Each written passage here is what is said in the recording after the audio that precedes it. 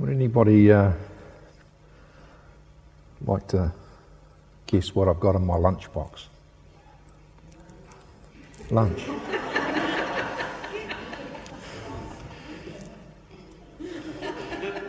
Straight to the top of the class.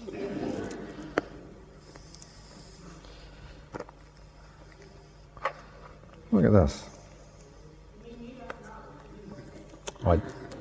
I did. I've got one loaf. I've got two. Ooh. I can go home now. I've got 5 loaves. This was a bit different, the fish, yeah. This is a bag of frozen snapper which I consider to be equal to 2 fish. And it is going home with me.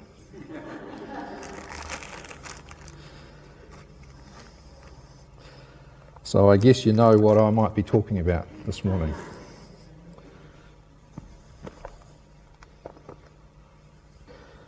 You know, the English language can be hard to understand, and particularly if it's your second language, or maybe your third or your fourth. So I'm told. For instance, someone wrote, "English is a crazy language. There is no egg in eggplant, nor ham in a hamburger. A pineapple is neither a pine nor an apple. And quicksand works slowly, and boxing rings are square. And why is it that writers write, but fingers don't fing, and hammers don't ham? If a vegetarian eats vegetables, what does a humanitarian eat?"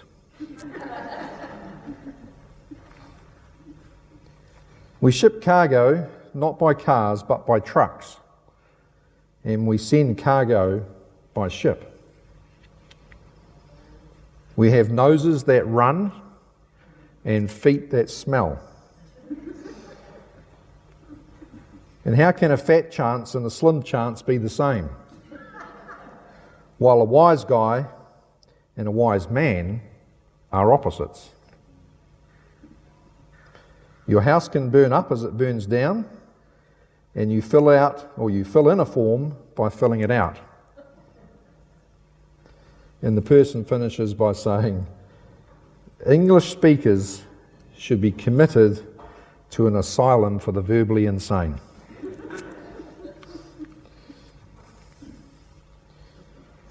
You know, words are funny, aren't they? And they can be hard to understand. And today in our text, I'm going to be talking about the only word Jesus doesn't seem to understand. That's caught your attention, hasn't it? We're going to read from Matthew about, of course, Jesus feeding the 5,000. It's the only miracle recorded in all 4 of the Gospels. As we read, see if you can spot the only word Jesus doesn't seem to understand.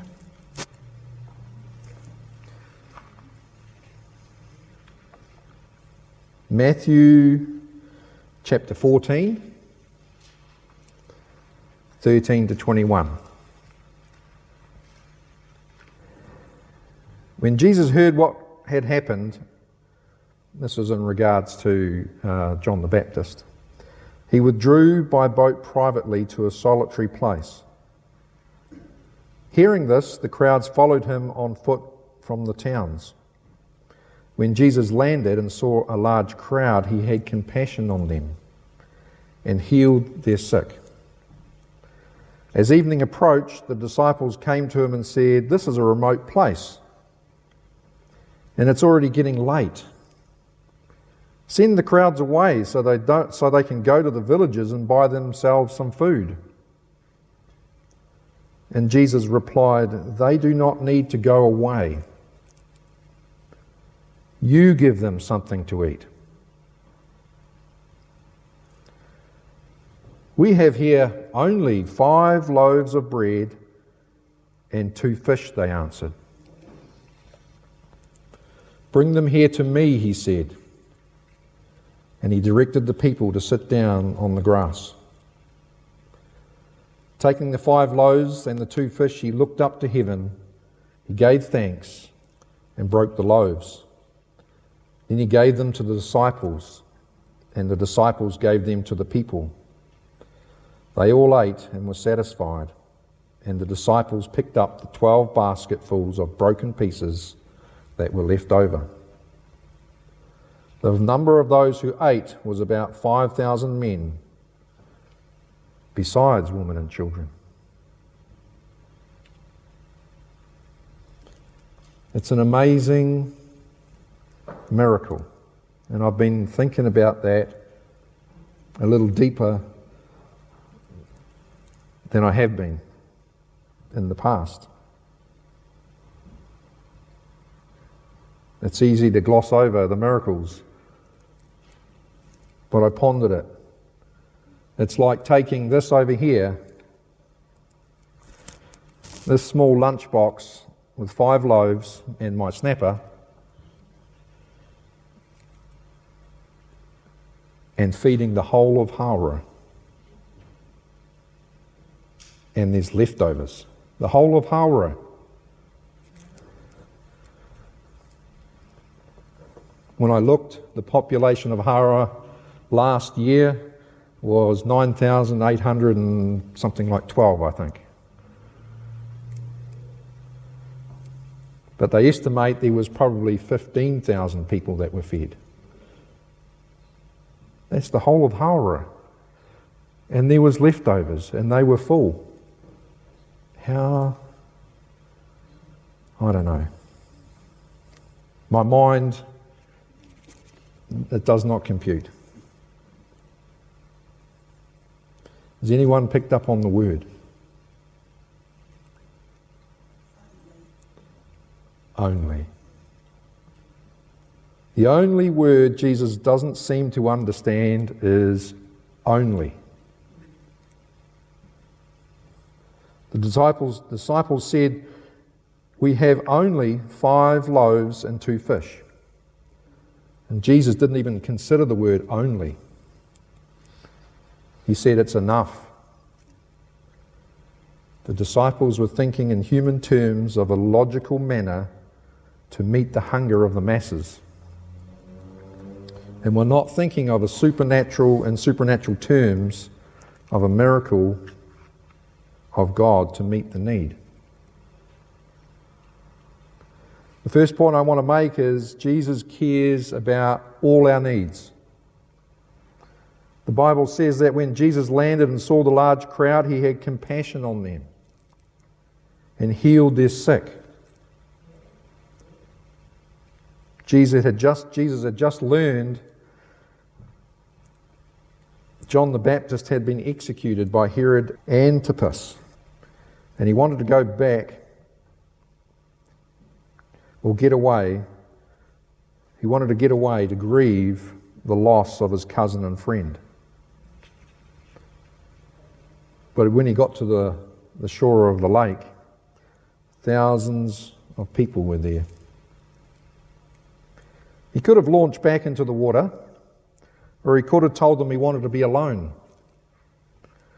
But instead he looked at the people and was filled with compassion.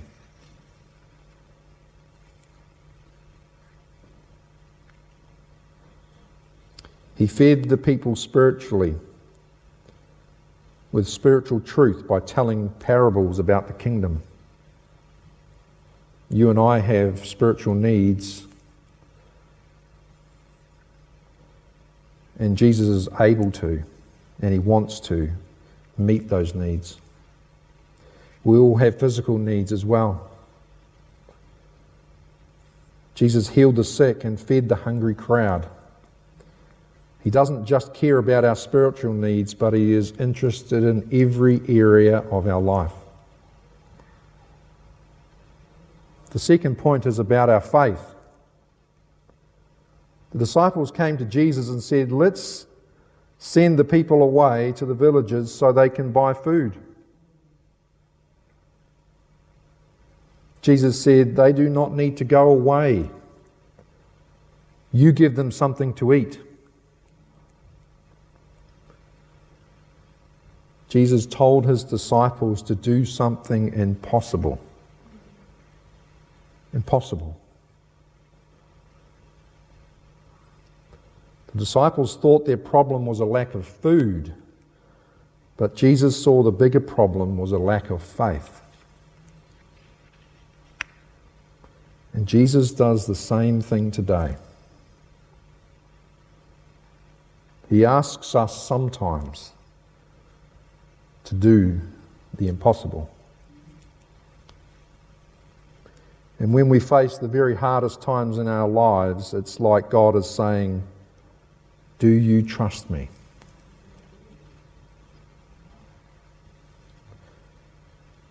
Our answer is not for His information. It is to show us how much faith we really have.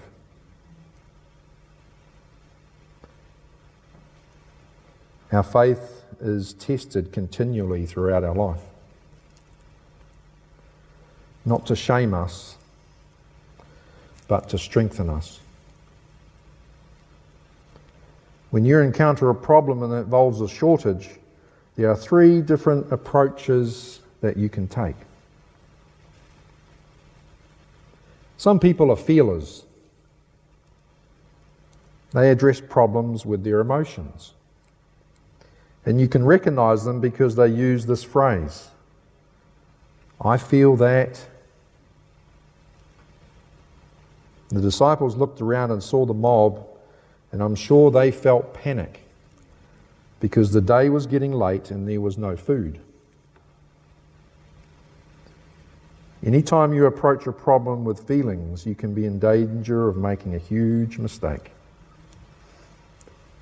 Their feelings said, "Send these folks away."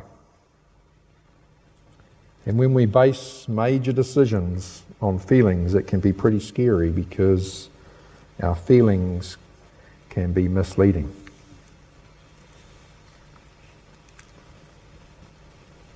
Other people are thinkers. They address problems in their mind. You can recognize them because they often make remarks like, "I think." In the account of this miracle in John's Gospel, the statement is made about feeding the crowd. "Lord, 8 months' wages would not be enough to buy anyone a single bite."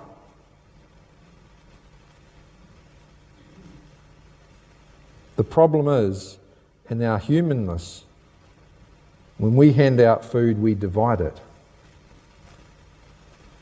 But when Jesus passes out food, He multiplies it. Human math says 5 loaves and 2 fish divided by 5,000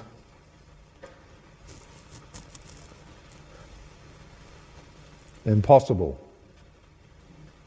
equals impossible.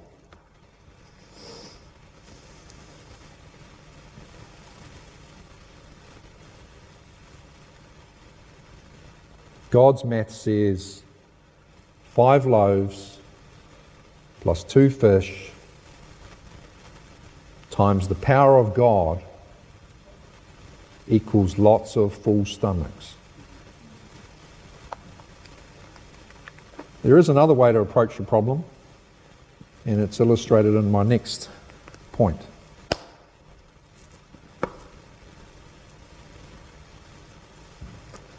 The third way to face a shortage is to be a faither. A faither. The faither says, "I believe that God is able." There was at least one faither in the crowd that day.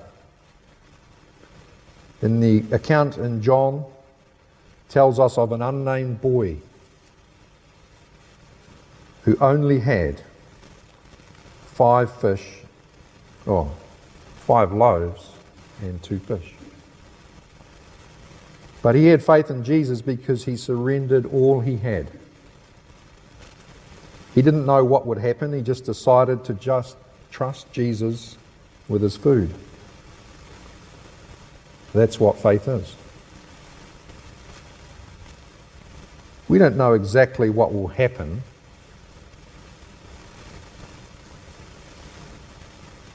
But are you still willing to trust God? Jesus multiplied only that tiny meal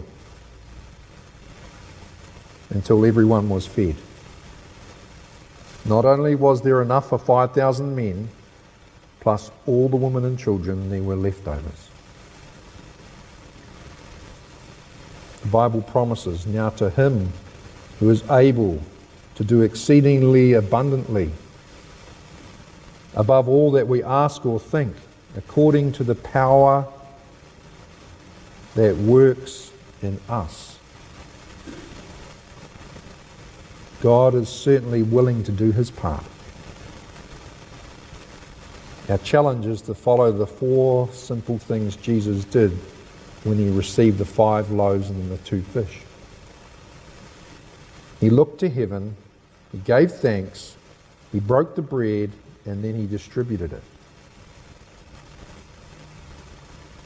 If we want our only to be transformed into God's overabundance,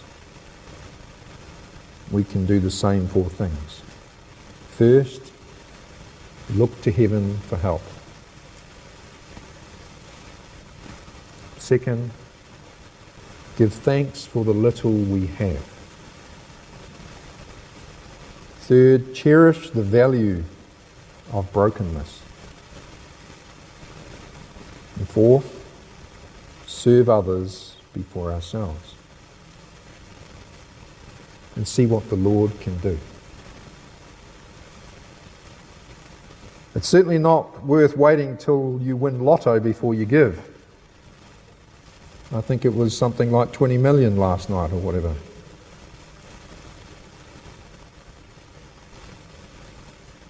Or wait till you're good enough. You ever experienced that? I'm not good enough. Before you allow God to use you. Or you say, I'm too broken for God to use me. Or I'm too old, or I'm too young, or I'm too whatever. Or you stick your head in the sand and hope the problem you have somehow goes away. You could be waiting a long time. I believe God would be saying today, what's that in your hand? And you say, it's only this or that. And God says, lay it down before me. And you reply, but it's only. And he says, only? I don't understand that word. Will you give it to me?